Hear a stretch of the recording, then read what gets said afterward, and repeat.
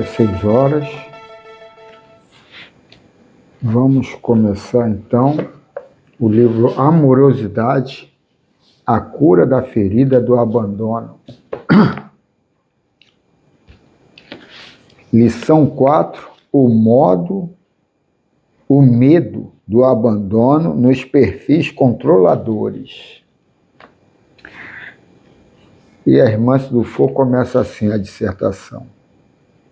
O medo é o desconhecimento de suas reais capacidades, habilidades e limites. Onde há medo, podemos afirmar duas possibilidades: talento enterrado ou culpa não enfrentada e não resolvida. O medo provoca muita angústia, uma vez que aponta para a necessidade de a pessoa se descobrir e acarreta diversos percalços aos relacionamentos. Então, esse medo, no caso aí, é uma briga de você com você mesmo. E numa briga de você com você mesmo, você sempre perde, né? Porque, pois é uma resistência que você faz ao que você está criando. Então, quando tem essa resistência, essa briga, né, você sempre sai perdendo. Então, é a gente trabalhar a aceitação aí para não entrar nessa neurose. Pessoas que tentam controlar tudo e todos não querem ter contato com seus medos. É apavorante pensar que seus elos afetivos passarão por situações que fariam o controlador sofrer demasiadamente. Muitos chamam de amor essa preocupação crônica com as pessoas de quem se gosta.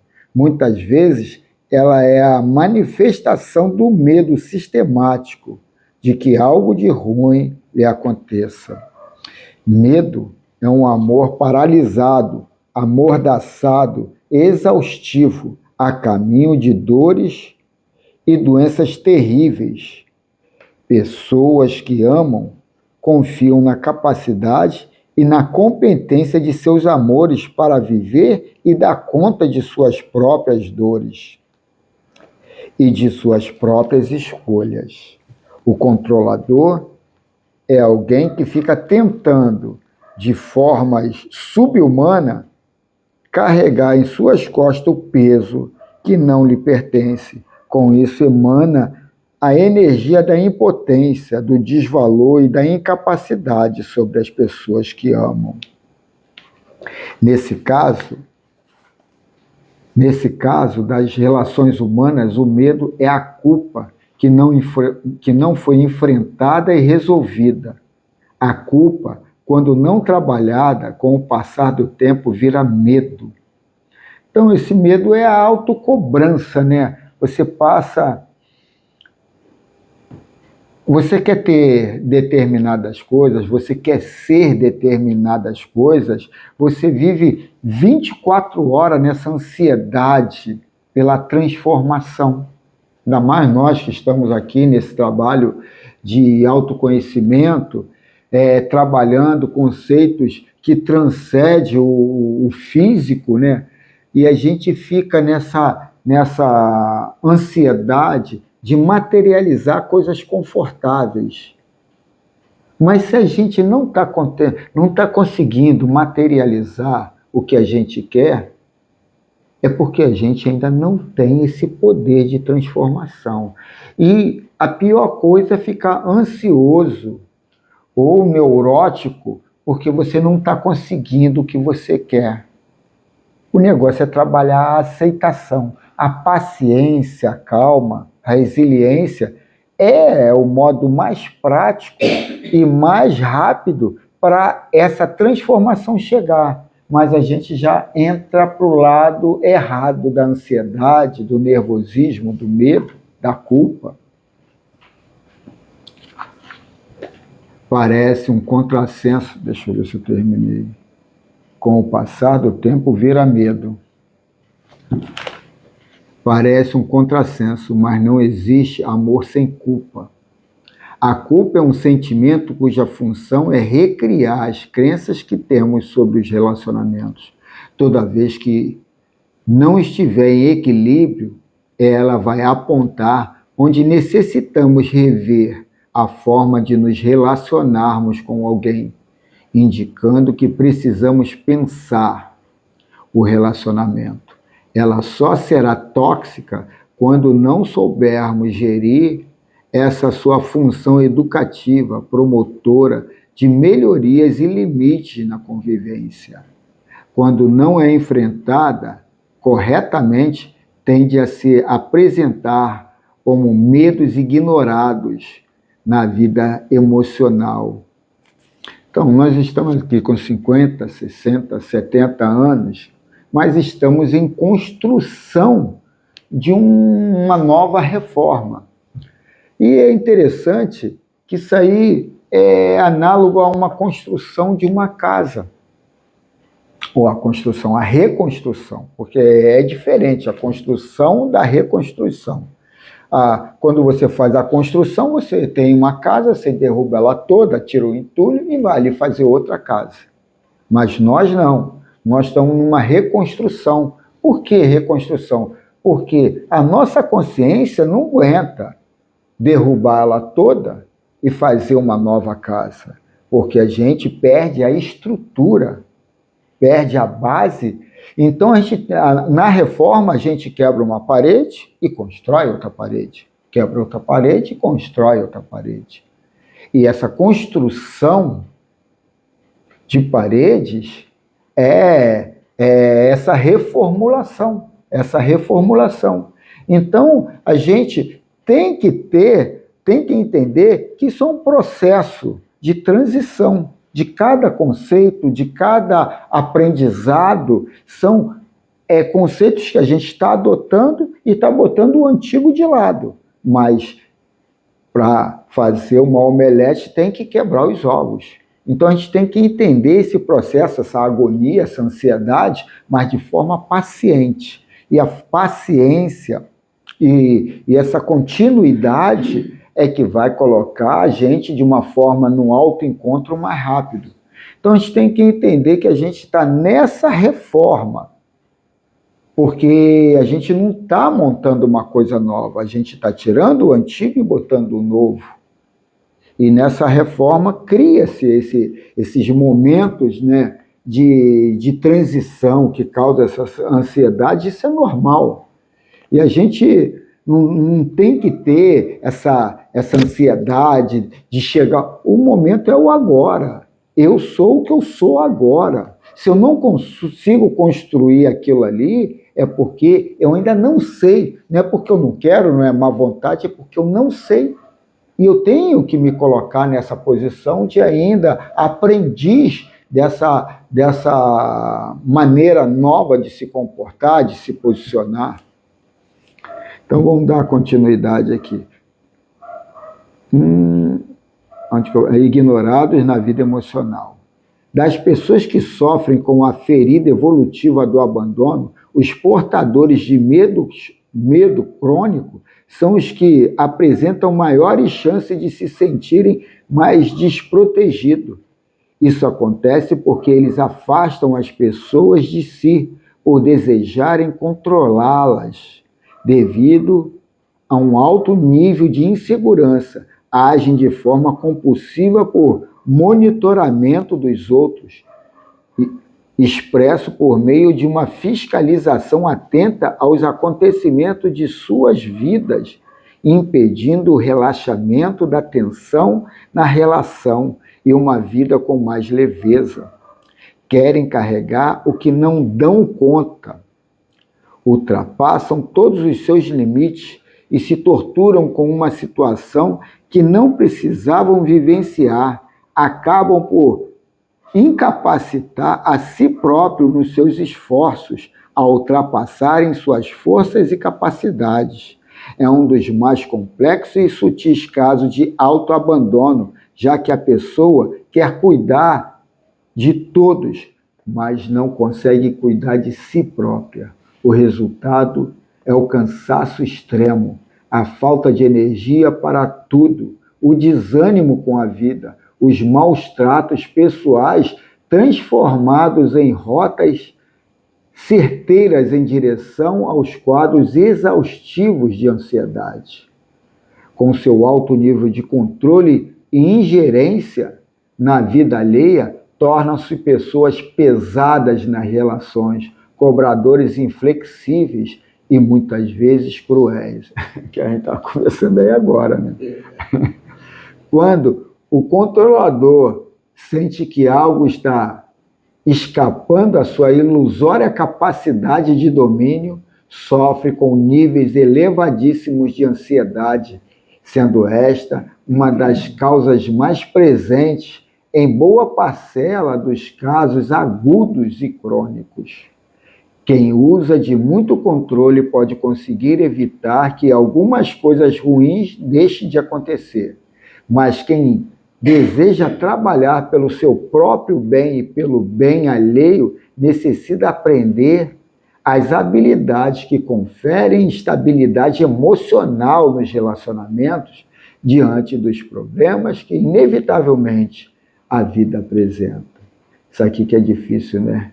Essa estabilidade emocional. Tem hora que eu estou tão tranquilo, mas tem hora que eu estou chutando o pau da barraca com uma facilidade, eu começo a discutir e tal, aí depois eu vou para um canto, que merda que eu fiz, né, malandro?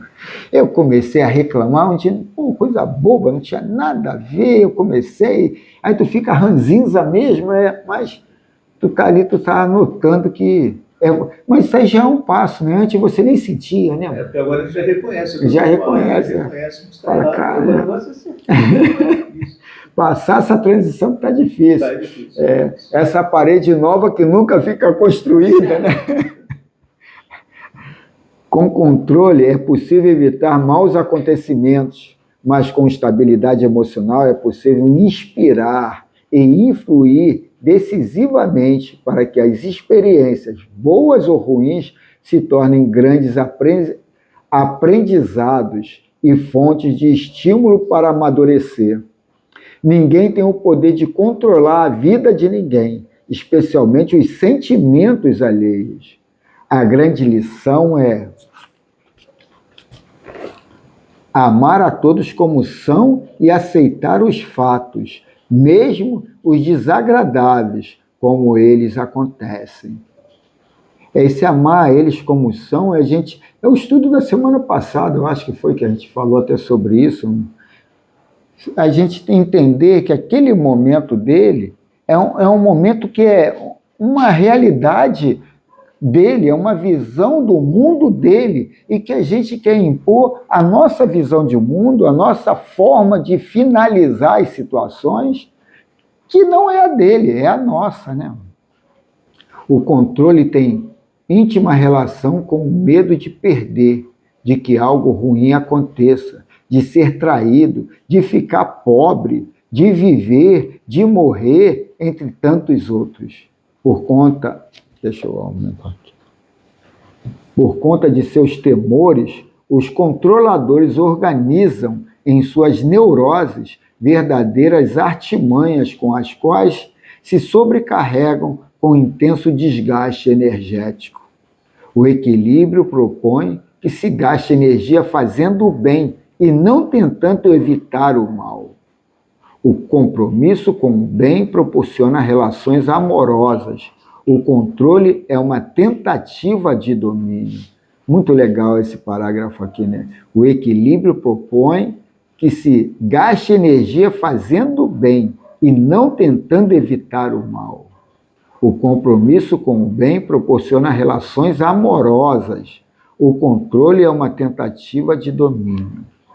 Interessante dizer que, com relação às suas atitudes, o controlador considera que todo esforço é um ato de amor, não percebendo que no ato de querer controlar não há amor, mas conflito, domínio e ansiedade.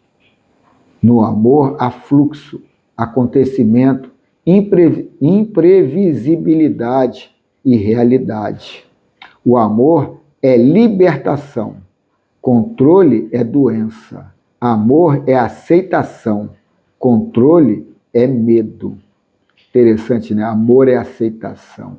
E o que é aceitação? Porque muitas vezes a gente tem frases prontas de aceitação, e aceitação não é botar na polaridade do bom ou do ruim, do certo ou do errado. Aceitação é uma constatação que já está materializado. E por isso a gente aceitar do jeito que está e não lutar contra aquilo. Mas é difícil porque a gente vai falar, e aí, como é que a gente transforma uma coisa?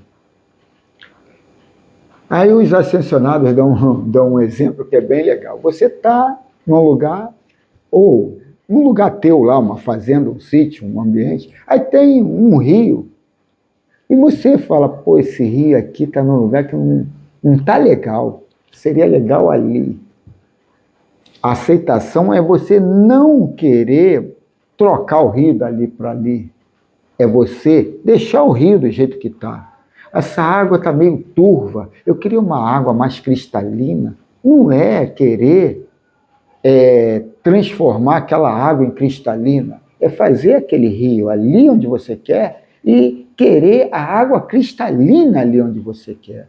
Porque aquele ali já está materializado, já está feito. Pode fazer um tratamento e tal, mas não querer mudar, tirar ele, botar em outro lugar, mas fazer com a tua... Eu queria um rio ali. Isso tudo falou de uma forma bem grosseira do rio, mas é nas coisas que você não aceita. É transmutar aquilo para uma coisa melhor. É colocar na tua realidade que vai vir uma coisa melhor ali na frente. E não querer de forma agressiva modificar o que já está materializado. Porque aí é o que se falou antes aqui, é a resistência ao que já está materializado, que você baixa a guarda, queima energias que você pode usar na materialização de coisas que você quer. Então você luta com o que você não quer e gasta as energias no que você poderia fazer no que você quer. E a gente não, fica na reclamação, na baixa frequência, e aí não materializa de uma forma confortável. Lá no trabalho e no relacionamento. Tá que nem a postagem lá que teu irmão mandou. Não, o teu problema não é política, não é isso aqui. O teu problema é o Lula. Você é contra o Lula. Ele quer que eu aceite de qualquer jeito. A dificuldade da autopercepção das nossas atitudes é fato antigo e merece... A dificuldade de autopercepção das nossas atitudes é fato antigo e mereceu de Allan Kardec, em O Livro dos Espíritos, questão 119A, uma análise importante. Aí vamos lá a pergunta. Quando estiverdes indeciso sobre o valor de uma de vossas ações, inquire como a qualificareis se praticada por outra pessoa.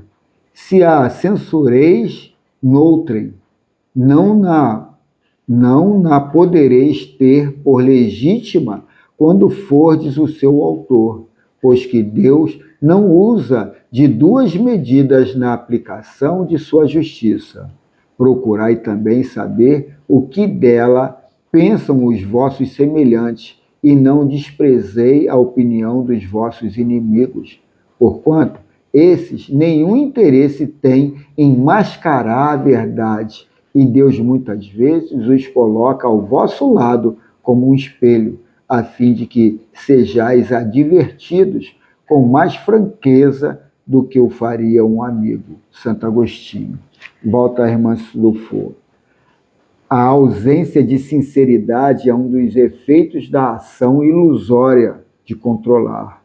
E nesta ilusão, ele não percebe que as pessoas de sua volta sentem-se prisionadas e constrangidas e que ganham inimigos que o detestam quase espontaneamente. Então, eu estou no caminho certo, né? A pessoa me chama lá no serviço de boca de vala. porque eu não tenho filtro, eu falo que... Então, às vezes, ficar passando a mão na cabeça é querer controlar as pessoas. Não, eu não vou desagradar ele, eu não vou isso, porque senão ele vai ficar chateado comigo. Não querer escutar ninguém, não tem abertura sequer para admitir que tenha essa indecisão citada por Santo Agostinho. Está convicto, firme em suas deliberações e forma de pensar, seguro em seu egoísmo, que nomeia como amor e altruísmo. Observe em seus relacionamentos se as pessoas à sua volta não se sentem ofuscadas, coagidas ou indispostas. Por ser um sinal de controle, procure saber o que pensam os que fazem parte de sua vida, inclusive os seus inimigos. Isso poderá abrir uma janela de autoconhecimento a seu respeito, aquilo que você já ouviu mais de uma vez. Da parte de diversas pessoas, é um sinal que a vida está lhe mandando para abrir os olhos às realidades ainda ignoradas a seu próprio respeito.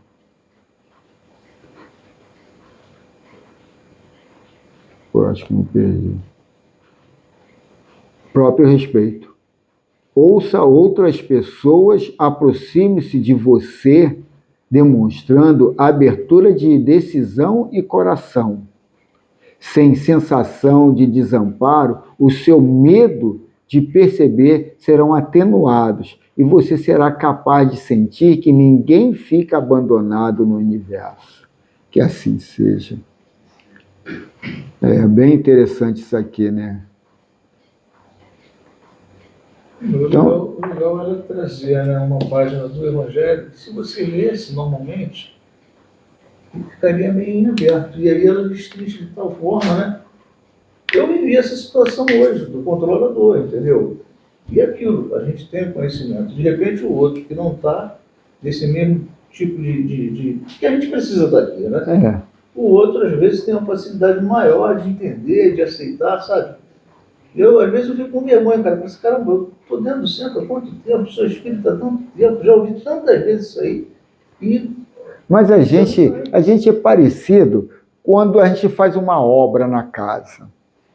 Ao invés de a gente prestar atenção no material que a gente está dando, a gente está prestando atenção e está apontando defeitos do pedreiro. Mas a gente não entende. O material que eu dei para ele é de boa qualidade. Eu comprei um material, então, eu tenho um material, eu dou para o universo um material de péssima qualidade, ou para o pedreiro, e cobro uma finalização, um trabalho de alta qualidade. Então, a gente não trabalha essa introspecção para saber qual é o material que eu estou dando. E o que reverbera é exatamente o material que eu tenho, né? A questão da energia que ela falou, dá aquela raiva, daquela, sabe? Você se impacienta, você se... Sabe? A reação, assim... Mas aí que está essa raiva, todo esse ódio, isso tudo é insegurança. É insegurança. Falta de autocontrole. Alguma coisa, algum conflito que você tem, em cima o título de estudo, né? Amorosidade, a cura da ferida do abandono. A gente tem registrado no nosso psiquismo, nessa vida ou em vidas passadas, algo que não deixa a gente sair desse lado da vitimização. E aí a gente é até agressivo, grosseiro, violento, mas isso tudo é uma fragilidade nossa. Não é porque o poder não é a raiva. O poder já é o contrário. O poder é a paciência, a tranquilidade. Esse é o poder. Aquilo, a raiva, o ódio, o descontrole, é falta de poder. E a gente entra para o lado da violência, por não ter o poder do autocontrole, né, mano? É complicado, mas um dia a gente chega lá. Se Deus quiser. Agora eu tirei a página. Ah, não, está aqui o marca-página. Já falei, tirei a página. Pedi o Valdemir para fazer a prece inicial, que eu já ia pulando. Todos nós, né, juntos. Agradecer a Deus por termos chegado aqui para mais essa aula de estudo. Como eu disse, né, para mim, muito importante esse estudo, assim, clareou mais a mente, né? Então, consigamos todos nós, né, reagir de forma favorável, né? A gente dar sequência, acertar o passo, porque hoje já sabemos, e antes a gente ainda se mantinha na ignorância. Que Deus abençoe, ilumine certamente o que está fazendo a todos os nossos irmãos, especialmente os que se sentem mais carentes, mais necessitados. Levando entre eles essas informações, né, que a gente tem recebido aqui de uma forma tão legal por parte de Irmãos que foi, tantos outros espíritos que estão a serviço, né, do bem da humanidade. Que a reunião continue e transcorra em paz e que a gente alcance, né, o objetivo da noite de hoje, o equilíbrio físico, espiritual, moral. Que assim Que seja. assim seja.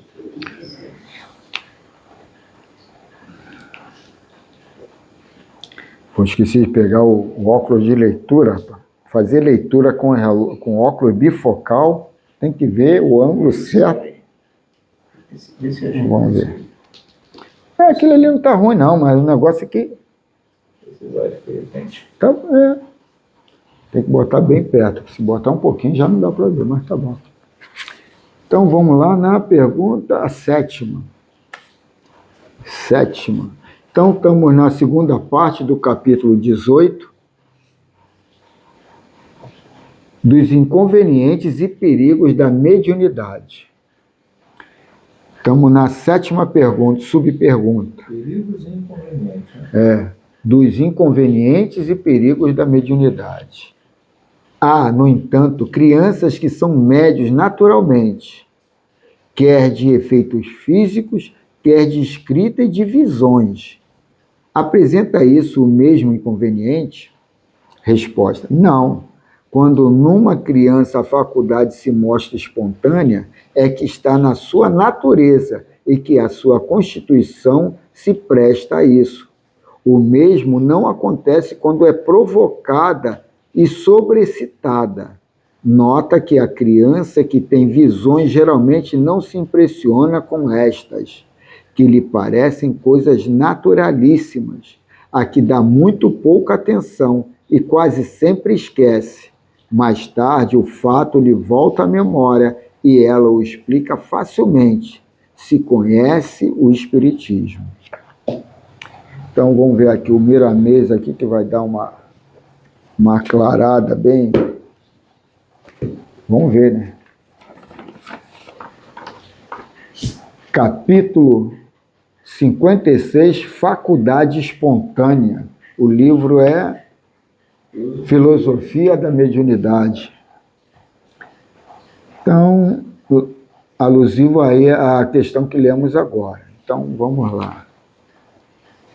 Não há inconveniente nas faculdades espontâneas em crianças. No entanto, é preciso que, mesmo assim, se tenha cuidados especiais no decorrer de suas atividades mediúnicas. O melhor é esperar a maioridade para o exercício da mediunidade. Convém salientar que a segurança está nos pais que têm, além do dever, o direito de cuidar de seus filhos em todas as circunstâncias. A faculdade no médium missionário geralmente se apresenta desde os primeiros anos de idade. Contudo, não se pode entregar à criança deveres mediúnicos em sessões públicas, como seja aplicar passes, tirar receitas ou outro qualquer trabalho em que haja expêndio de energia que somente um adulto suportaria. Quando a faculdade se mostra na criança, é porque está em sua natureza, aflorando, mesmo nos poucos anos de idade. Não obstante, é como que uma plantinha que começa a nascer. Ela precisa de cuidados para que vingue e possa florescer na esperança dos bons frutos. Notemos nas crianças médiuns que elas falam de visões, falam de sonhos, falam de Deus com toda certeza e tão tranquilamente que esse fenômeno não lhe ofertam em nada, dando até muita alegria para elas e para quem as ouve. É importante não especular mais do que elas podem falar, não forçando a mente de quem está em formação para o futuro. Se querem saber, a faculdade espontânea, mesmo nos adultos, não deve ser forçada. Ela é como uma canção espiritual que deve fluir de maneira que está nascendo. Deve-se apenas cuidar o médio e levá-lo ao saber gradativamente, sem criar distúrbios psíquicos. É de se notar que a criança, depois do fenômeno que produz, o esquece logo. Por vezes, lembra-se quando precisa, sem todavia impressionar-se, como é costume entre os adultos, ou comentar com os outros. O bom mesmo é que, ao se encontrar crianças dotadas de mediunidade, que se aconselhe aos pais a esperar mais a maturidade, porque toda segurança é pouco para a maior amplitude da doutrina dos espíritos, que se expressa como a volta de Jesus. Há muitos meios de falar do espiritismo para as crianças. Elas, com a mente sensível que têm, partem para o aprendizado com grande facilidade, no que tange à vida espiritual e à ciência da mesma. No que se refere ao amor, as crianças se apresentam com mais facilidade em entender a caridade do que mesmo os adultos. Cuidemos delas todos os dias, que elas são os espíritos do futuro, com missões maiores no desempenho da verdade. Jesus falou com sabedoria quando quiseram impedir as criancinhas de ir ao seu encontro. Deixai vir a mim as criancinhas. O divino amigo sabia da facilidade delas em entender com naturalidade a sua palavra. Jesus sempre se encontra presente por muitos meios quando passamos a educar as crianças, ensinando a elas as boas maneiras de servir. Elas são sementes de Jesus semeadas na terra. Deve-se aproveitar. Podemos aproveitar a mediunidade das crianças em silêncio, sem forçar seus dons, somente ouvindo e tirando deduções do que ouvimos delas. Essas lições espontâneas formam as mais belas páginas da vida, pois são a perfeita interpretação da natureza em se falando das leis naturais. Lembre-te de que não deves levar as crianças para o desenvolvimento da mediunidade, mas pode fazê-las conscientes da vida de Jesus e de alguns fatos evangélicos, assim como das virtudes espirituais, mormente o amor e a caridade, o perdão e o trabalho.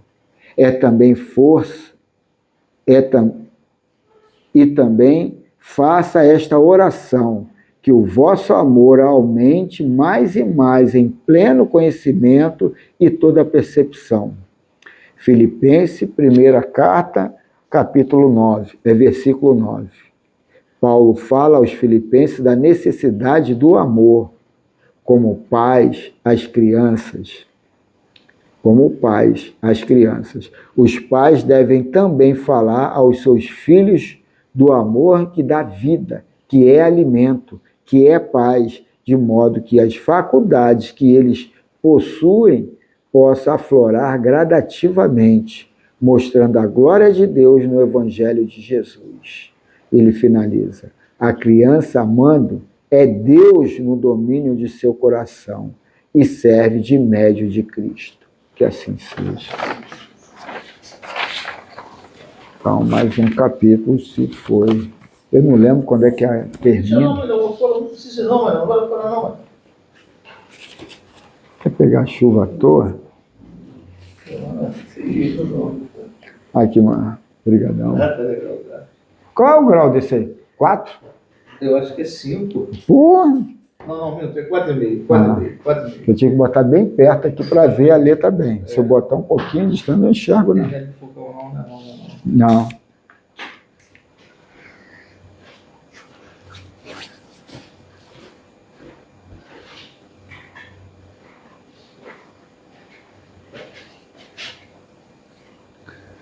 Então vamos elevar o nosso pensamento ao Mestre Jesus e vamos dialogar com ele. Mestre Jesus, mais uma vez estamos aqui necessitados e desesperados para não deixar de te amar. Que a paz resultante dessa aceitação, a paz trabalhada na paciência dos atos, das situações que se formam, eu sei que eu sou o responsável. Tudo que acontece, eu sou o responsável. E muitos vão dizer, a culpa é sempre minha? Não, a culpa não. A responsabilidade é sempre minha. Obrigado por estarmos aqui cientes da responsabilidade, dessa construção, ou, melhor dizendo, dessa reconstrução da nossa casa mental, trocando conceitos antigos, arcaicos, ultrapassados, por mensagens libertadoras que transcende o físico, que nos acalma por saber que sempre tem um amanhã e que tudo passa. E por isso pedimos autorização para mais uma tarde e noite de estudo, agora nessa segunda parte de interação com os nossos irmãos desencarnados, rogando muitas graças a Deus. Em nome do Mestre Jesus está aberta essa fraternidade entre irmãos. Que assim seja.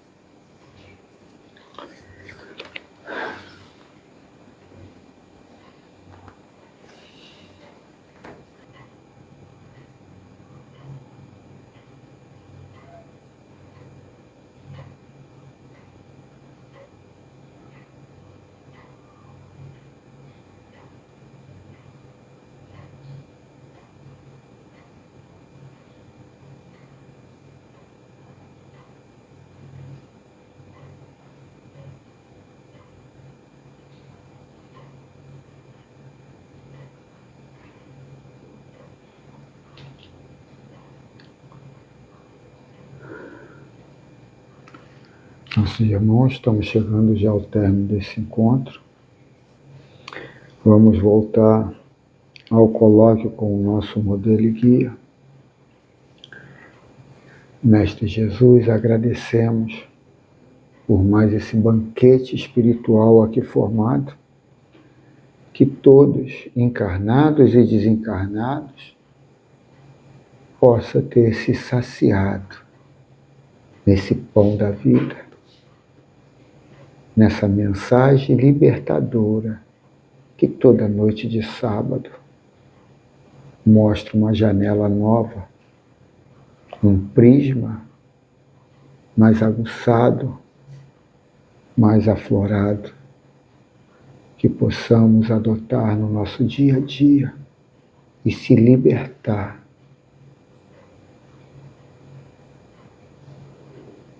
da prisão do ego e transmutar esse ego para um ser livre, nos ajudando no autoencontro. E assim só temos a agradecer ao Pai, Criador de tudo e de todos, rogando muitas graças a Deus. Em nome do Mestre Jesus, está encerrado esse encontro entre irmãos. Que assim seja.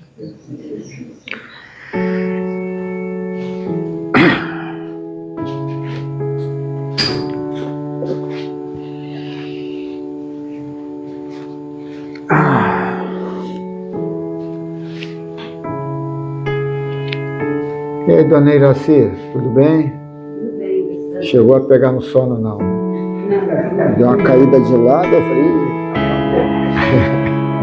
Tudo bem, Manel? Tudo bem, Emília? Andrés? E aí, Bruno? Era comigo também, graças a Deus. Tem uma comunicação ou não? Vieram algumas coisas, mas não tem parceria de papel, não. Não é o frio, não. É o frio. Não. Principalmente por exemplo, estava vendo em turno e estou transformação. Pode, né? Fazer isso aí também não dessa forma. Cuidado aí para formar ali para Aquele irmão, como que é o nome dele? O nome dele?